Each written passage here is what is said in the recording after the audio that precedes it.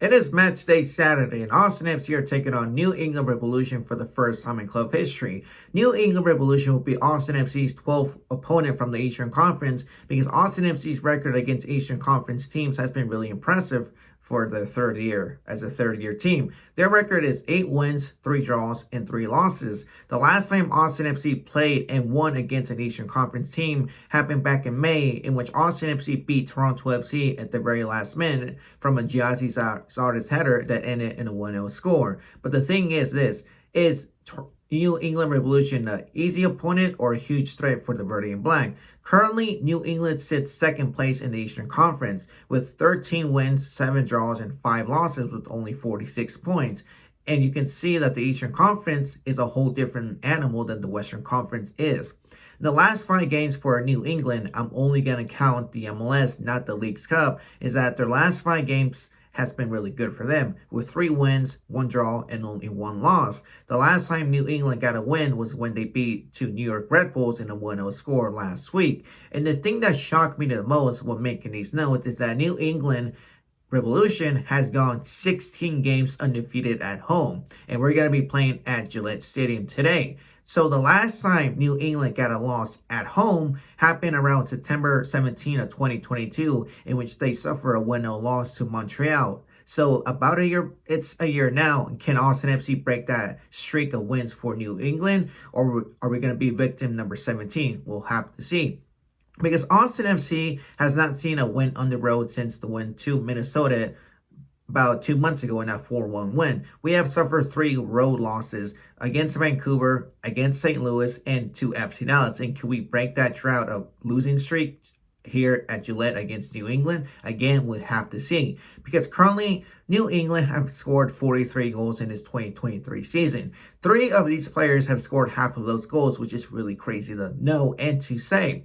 First is Carles Gil. He is an attack midfield player. He leads the team with New England with 7 goals and provided 6 assists in the past 23 games for the MLS. That's a goal contribution of 13 right there. He leads the team with 83% of passing rates and 61% of successful dribbles, and he's the only New England Revolution player that leads the team with key passes, which is 62. Carles Gil is somebody who's a quiet playmaker, but he has good dribbling skills, good vision, and good passing skills that can lead to a good win, to a good game for New England to get a win.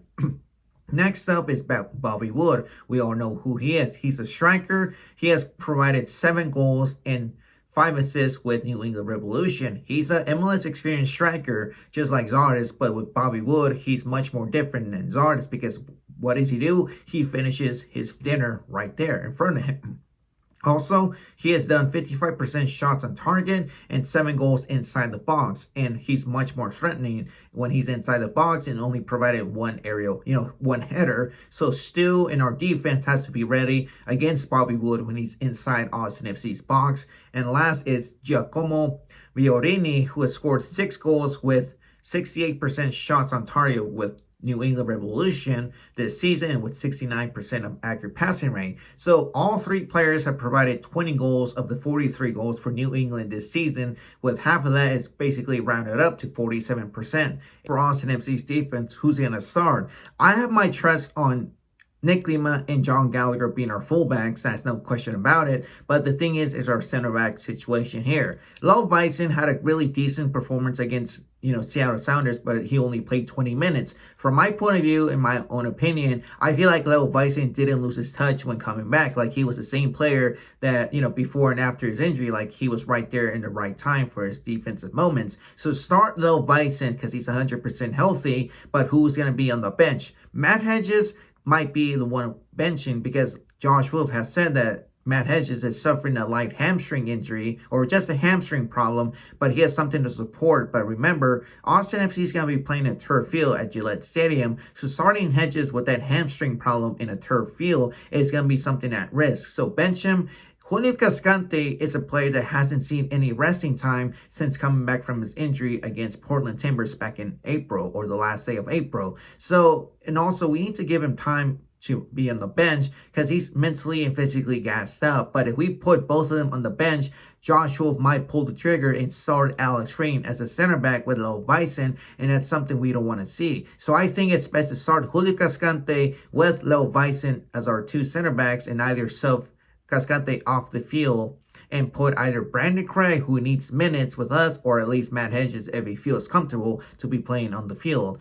And the thing too about our attacking players for Austin FC is that Danny Pereira is back against New England, meaning that Johan Valencia is going to be back on the bench. I think Valencia had a really meh performance against Seattle on Wednesday night. Nothing impressive to me. Owen Wolf always is going to start, something we don't want to see. But if it's best to say that if we bench Owen Wolf, we have to start, Alex Green, our ex-captain, needs to start against New England, because if he starts, it's going to be a much more comfortable midfield for Austin FC, meaning that, Danny Pereira is going to be pushing more in the offense. Our three players in the midfield could be, obviously, Driussi is a number 10, looked much more better against Seattle, and there was some sparks of vision that we saw 2022 Driussi against Seattle. I think that it's best to bench Emiliano Rigoni and put Memo Rodriguez in his spot on the left side, and Ethan Finley, who got minutes, deserve minutes on the bench to start against New England on the right side. And we need our striker, and it's Gyasi Zardes right there as our number 9.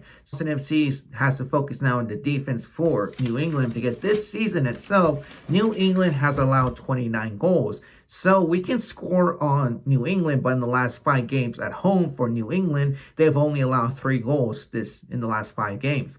So there are 3 players that Austin FC need to focus on. One of them is David Romney, who is done 60% of tackles with New England, 116 clearances. He's much more better, 60 aerial clearances. So when it comes to our crossing, David Romney will be right there at the right time, and 29 interceptions with New England. Omar Gonzalez, we all know who he is. He's only played 9 games, but he's there because Brandon Bai, who is another he's like a reliable source to New England's defense, is injured. So for Omar Gonzalez, with those 9 games, he's only done 80% of tackles won, 82% passing rate, and 21 clearances with 3 interceptions with New England. Really good numbers for a new player for this team. And the last player is Mark Anthony Kaye. I believe he played with Toronto FC, so we all know who he is. This is his second time playing with us, against us. 85% of passing rate, 77% tackles won, and 33 clearances. He's good at 22 aerial. He's a player in the midfield, so he can be playing in the 6 against us, and 31 interceptions with New England. So I feel like this is going to be a really tight game for both teams, but with the poor, from the poor 3 games for Austin FC, I feel like Austin FC might lose against a really good team of New England. I feel like this might be a really, let's say, a 2-1 score, a narrow score for Austin FC to get the loss. And after that, another break for the Verde and Black. But hopefully you guys understood this video. My name is Vernell Maxon17, and I'll catch you guys on the next one.